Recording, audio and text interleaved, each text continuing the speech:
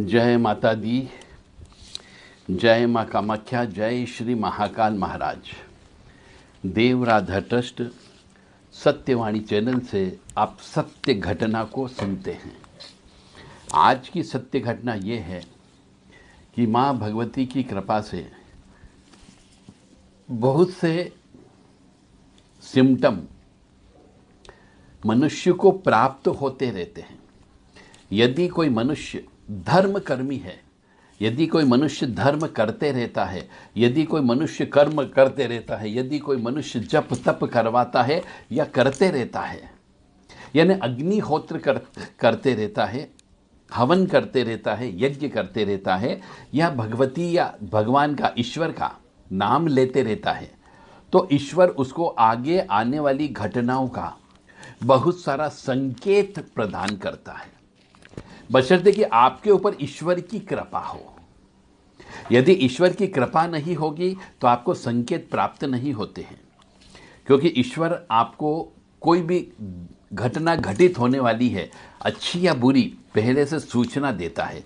उस सूचना के माध्यम से, उस संकेत के माध्यम से ऐसे बहुत से मनुष्य हैं इस आज भी, इस कलयुग में भी, जो मनुष्य धर्म कर्म करते आ रहे हैं।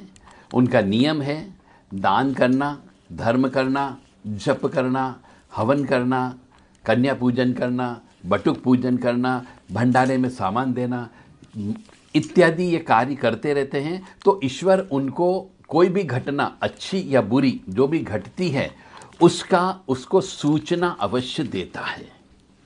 तो ये कार्य भी तब होता है जब आप अपने इष्ट के प्रति कर्तव्यनिष्ठ हो, यानी ईश्वर को याद करते रहते हो, अपने इष्ट देवता को याद करते रहते हो, अपने कुल देवता को याद करते रहते हो, अपनी कुल देवी को याद करते रहते हो, उनकी पूजा नियमित रूप से करते हो, पितरों को प्रसन्न करके रखते हो, तो आपको यह सूचना अवश्य प्राप्त होती है।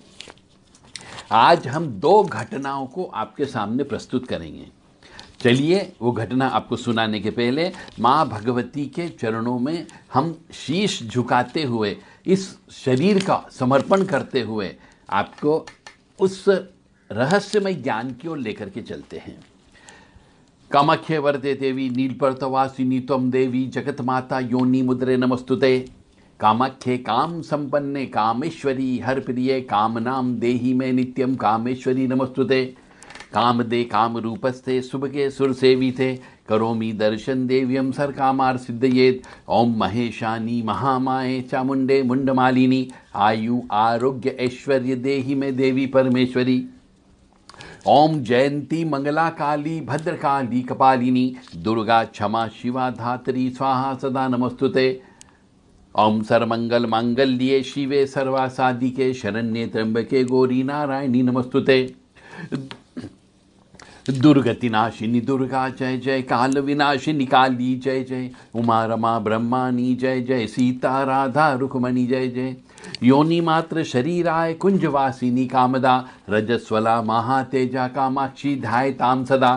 काम प्रिया कामरता कामा काम स्वरूपिणी कामिनी कामिनी काम्या कामुका कामचारिणी काम बीज स्थिता काम पीठ निवासिनी कामदा कामहा काली कपाली करालिका या देवी सर्वभूतेषु शक्ति रूपेण संस्थिता। नमस्तस्यै नमस्तस्यै नमस्तस्यै नमो नमः। या देवी सर्वभूतेषु मातृ रूपेण संस्थिता। नमस्तस्यै नमस्तस्यै नमस्तस्यै नमो नमः। ओम मृत्युंजय महादेव त्राहि मां शरणागतम जन्म मृत्यु जरा व्याधि पीड़ितम कर्म बंधने। तो देव राधा ट्रस्ट के द्वारा हमेशा आपको आंखों देखी सत्य घटना के बारे में ही बताया जाता है। अब आज की सत्य घटना हम आपको बताने जा रहे हैं कि नवरात्रि में बहुत से मनुष्यों ने, जो देवी भगत थे, चाहे वह स्त्री हो पुरुष हो, उनके द्वारा पहले दिन घट स्थापना की जाती है। तो घट स्थापना के जिस जगह की जाती है उसके चारों तरफ खेत बोए जाते हैं, जिसको हम ज्वारे कहते हैं। कुछ लोग गेहूं को ही बोते हैं, कुछ लोग जौ को गला करके बोते हैं, कुछ लोग आधे गेहूं और आधे जौ को मिला करके ज्वारे के रूप में प्रयोग करते हैं। खेत बोया जाता है। इस ज्वारे से पता लगता है कि आपकी भक्ति ईश्वर के प्रति कैसी है और आगे आने वाला समय आपका कैसा रहने वाला है, ये ज्वारों से पता लगता है। इसके ज्वारों के बारे में पहले भी मैं बता चुका हूँ। तो जो सत्य घटना सामने आई है कि जब ज्वारे का विसर्जन हो रहा था नवमी के दिन शाम को, तो हमने कुछ ज्वारे ऐसे देखे जिनके उसमें कुंडे में फफूंद आ गई, एक भी ज्वारा उगा नहीं, उसमें हरियाली दिखी ही नहीं। मतलब यानी कहते हैं कि प्रकृति ने उसमें दर्शन ही नहीं दिए। और डे बाय डे उसके अंदर जल भी डालते रहे, सब कुछ होता रहा, परंतु एक भी ज्वारा नहीं उगा और उसमें सड़ान बदबू पैदा हो गई। इसका अर्थ ये होता है कि कहीं न कहीं पर उस मनुष्य जिसके यहाँ पर ये ज्वारे बोए गए और फफूंद आ गई, उसके यहाँ इस नवरात्रि के बाद से शायद 1 साल भी हो सकता है या 6 महीने भी लग सकते हैं, कुछ न कुछ बड़ी घटना, दुर्घटना घटने की संभावना है। इसलिए देवी जी ने इंडिकेशन दे दिया, इस बार ज्वारे नहीं उगने का मतलब है कि आपके यहाँ पर कुछ न कुछ दुर्घटना होने वाली है। एक्सीडेंट भी हो सकता है, चोरी भी हो सकती है, सावधानी बरतें। और गाड़ी घोड़े चलाने में विशेष तौर से ध्यान रखें। किसी को तंत्र विद्या भी हो सकती, क्योंकि इसका अर्थ यह है कि देवी जी की कृपा आपके ऊपर नहीं है, देवी ने हाथ खड़े कर दिए हैं। जो घटना आगे आने वाली है उस घटना में वो कुछ नहीं कर सकती, क्योंकि आपके पिछले जन्म के कर्मों के अनुसार आपको कुछ फल भोगने का समय आ गया है। जब ऐसा होता है कि जब कर्मों का फल भोगने का समय आ जाता है और कुछ न कुछ नुकसान होने की संभावना होती है, तो साथ चलने वाली शक्तियां भी हमारे इस शरीर को छोड़ देती हैं। ऐसा इसलिए होता है क्योंकि उन शक्तियों को भी परम पिता परमात्मा के आदेश का पालन करना होता है। ग्रह नक्षत्रों को जो आदेश दिया गया है कि इस व्यक्ति को इस समय पे जो खराब है सजा देना है, तो वह सजा अवश्य देगा। परंतु आपको पहले से इस नवरात्रि के माध्यम से, इस ज्वारों के माध्यम से आपको यह सूचना दे दी गई है कि अब आपके घर में कुछ न कुछ बड़ा नुकसान होने वाला है। जान का भी हो सकता है, माल का भी हो सकता है, दुर्घटना का भी हो सकता है, चोरी भी हो सकती है, आग भी लग सकती है। हर जगह आपको ध्यान रखना है। या फिर भारी मात्रा में कोई न कोई बीमारी लग करके भारी मात्रा में हॉस्पिटल में आपका पैसा खर्च हो सकता है। मतलब कष्ट जिसको बोलते हैं, मतलब कई बार इसमें जान भी जा सकती है और कई बार जान नहीं गई तो जान नहीं निकलेगी, परंतु आपकी चमड़ी उधेड़ ली जाएगी, इतना कष्ट मिलने की संभावना बनती है। तो जिन जिन के यहाँ पे ज्वारे नहीं उगे हैं उनसे मेरा विनम्र निवेदन है कि वो माँ भगवती की पुनः आराधना करना प्रारंभ करें। पुनः आराधना करने का मतलब है जरा भोग विलास से दूर होकर के माँ भगवती की सेवा करें। अब माँ भगवती की सेवा जैसे रोज रूटीन रूप में आप करते आ रहे हैं वहाँ तक तो ठीक है, परंतु उसमें थोड़ा समय ज़्यादा देना होगा। यदि आप 2 घंटे देते हैं तो आपको 4 घंटे देना है। यदि आप भगवती की सेवा में 4 घंटे देते हैं तो आपको अब 8 घंटे देना है, ताकि आपका प्रायश्चित हो सके। जो घटना घटने वाली है, जो घटना आने वाली है, दोष रूप में आने वाली है, कष्ट रूप में आने वाली है, उस घटना को आपको सहन करने की शक्ति प्रदान कर सके। हो सकता है और भी सूचना आपको सपने के माध्यम से भी प्राप्त होगी, और यह सपना नहीं आया तो घटना घटित हो सकती है। तो भगवती की सेवा ज़्यादा से ज़्यादा करना है और पूरे परिवार के साथ मिल बैठ करके हर सप्ताह में हवन अवश्य करना है। दुर्गा सप्तशती का पाठ अवश्य करिए, कुंजी का स्तोत्र का पाठ करिए, और कोई भी ऐसी कार्य न करें जिससे भगवती और ज़्यादा क्रोधित हो सकती है। किसी के साथ धोखा न करें, किसी के साथ गलत इल्ज़ाम न लगाएं, कि हर किसी व्यक्ति से प्रेम मोहब्बत से बात करें। अपने लीगल डॉक्यूमेंट्स जो हैं उन्हें संभाल के रखें, वह चोरी हो सकते हैं, कोई कोर्ट केस हो सकता है, कोई पुलिस केस हो सकता है, तो बहुत सावधानी रखना है।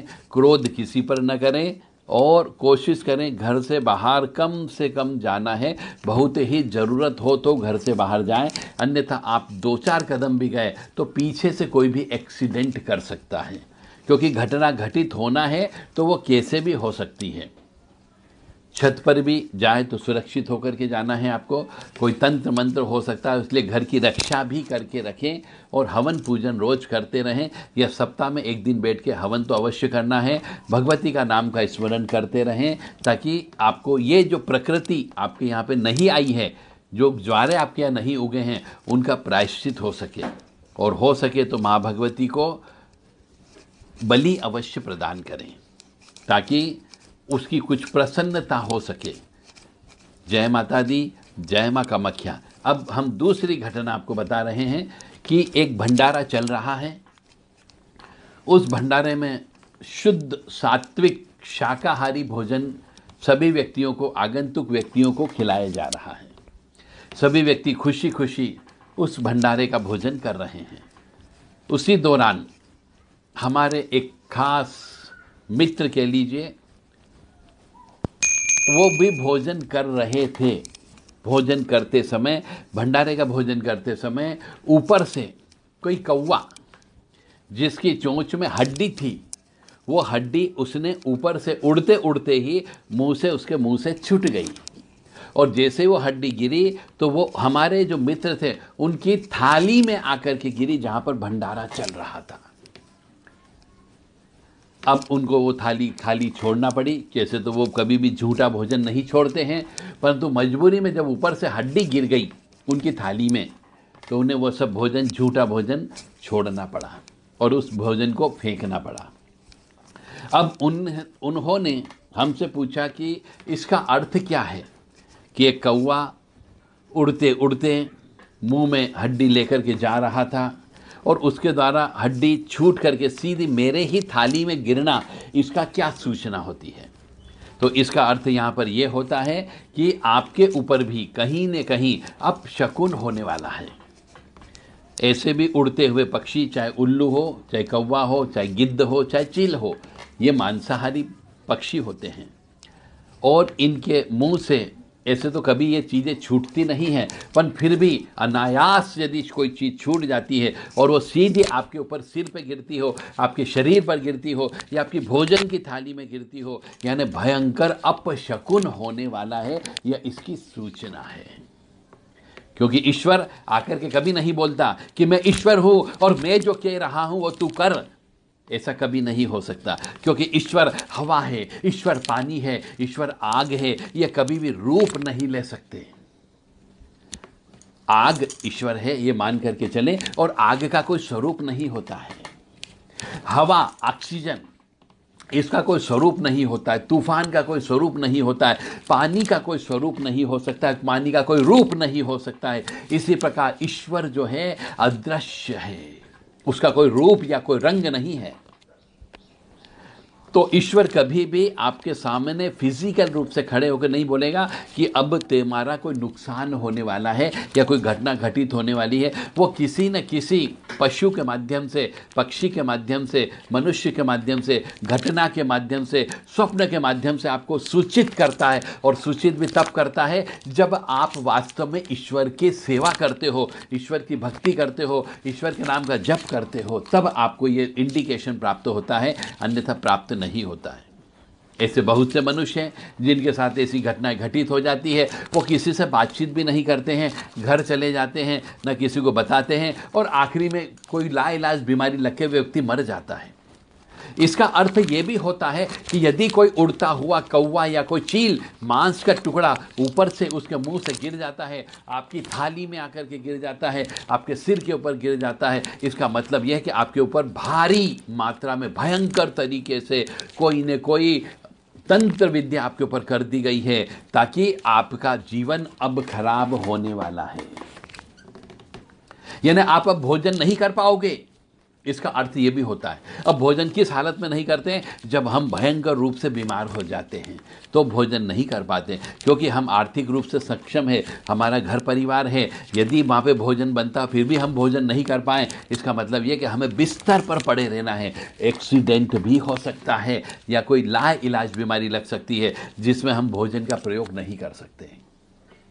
हमेशा ध्यान रखें घर की छत पर भी यदि कोई कौवा आकर के मांस का टुकड़ा छोड़ जाता हो, घर की छत पर यदि कोई उल्लू आकर के अपना मांस का टुकड़ा छोड़ जाता हो, घर की छत पर यदि ऊपर से कोई चील या कोई गिद्ध के द्वारा मांस का टुकड़ा या कोई हड्डी फेंक दी जाती है या छोड़ दी जाती है या आकर के अपने यहीं पर ही खाता हो, तो समझ जाओ उस घर के ऊपर तांत्रिक बाधा है, ऊपरी बाधा है, जिन जन्नात की बाधा है, मसान की बाधा भी हो सकती है। इसीलिए कहते हैं कि पीपल के वृक्ष के नीचे मकान नहीं होना चाहिए, उदुम्बर के वृक्ष के नीचे मकान नहीं होना चाहिए, और वट वृक्ष के नीचे मकान नहीं होना चाहिए, और पेड़ के नीचे कभी भी भोजन नहीं करना चाहिए। ये इसीलिए कहा जाता है क्योंकि इन पेड़ों के ऊपर आसुरी प्रवृत्तियों का वास होता है, यानी कौवों का वास होता है, चील का वास होता है, गिद्धों का वास होता है, यानी मांसाहारी पक्षी जितने होते हैं वो सब इनके ऊपर घोंसला बना करके रहते हैं और वहीं पर ही बैठ करके खाते हैं, क्योंकि इन पेड़ों में ठंडाई होती है, शांति मिलती है उनको। तो इसीलिए कहते हैं कि पेड़ के नीचे बैठ करके भोजन नहीं करना चाहिए, पेड़ के नीचे मूत्र नहीं करना चाहिए, पेड़ के नीचे शौच नहीं करना चाहिए। तो ये थी आपकी आज की 2 विशेष घटनाएं जिनका जीवन से बहुत बड़ा इसका कहीं ना कहीं संपर्क है, जीवन से कहीं ना कहीं इनका संबंध है। तो यदि आपके जीवन में भी कभी कोई ऐसी घटना घटी हुई हो तो आप अवश्य देवराधा ट्रस्ट सत्यवाणी चैनल से संपर्क कर सकते हैं, उसका रिजल्ट आपको बताया जा सकता है। 7987237885 ये व्हाट्सएप नंबर है, कृपया इसमें ऐसी घटनाएं आप हमें भेज सकते हैं, या फिर 7987237885 7649862712, या फिर एक और नंबर है 9893128047। इन पर व्हाट्सएप करें और अपना पूरा परिचय अवश्य दें ताकि आपको बचाया जा सके, आपको उसका प्रायश्चित कर्म बताया जा सके या उसका कोई उपाय बताया जा सके, ताकि आपके जीवन में कष्ट ना आए, दुख ना आए, परेशानी नहीं आए। हमारा उद्देश्य है हर व्यक्ति सुखी रहे, स्वस्थ रहे, प्रसन्न रहे, निरोगी रहे। भगवान ने आपको ज्ञान दिया है, बुद्धि दी है, सोचने समझने की शक्ति दी है, आप पढ़े लिखे भी हो, तो क्यों नहीं इस बात के ऊपर तर्क करो, वितर्क करो, कुतर्क करो, सोचो, समझो, विचारो, मनन करो कि ऐसा मेरे साथ क्यों घटित हुआ, मेरे घर के ऊपर ही हड्डी आकर के क्यों गिरी, मेरी थाली में ही हड्डी आकर के क्यों गिरी, मेरे सिर के ऊपर ही मांस का टुकड़ा आकर के क्यों गिरा, मुझे ऐसा गंदा सपना क्यों आ गया, मुझे ऐसा सपने में शमशान क्यों दिखा और लोगों को क्यों नहीं दिखा। इसका मतलब कहीं न कहीं पर ही आपको ईश्वर आपको सूचना दे रहा है कि अब अशुभ होने वाला है।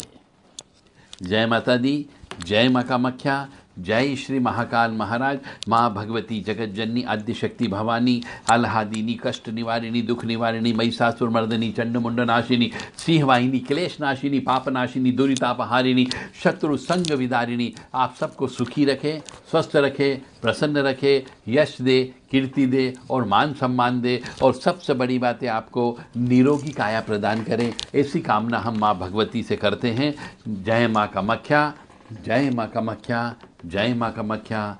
ओम मृत्युंजय महादेव त्राहि मां शरणागतम जन्म मृत्यु जरा व्याधि पीड़ितम कर्म बंधने।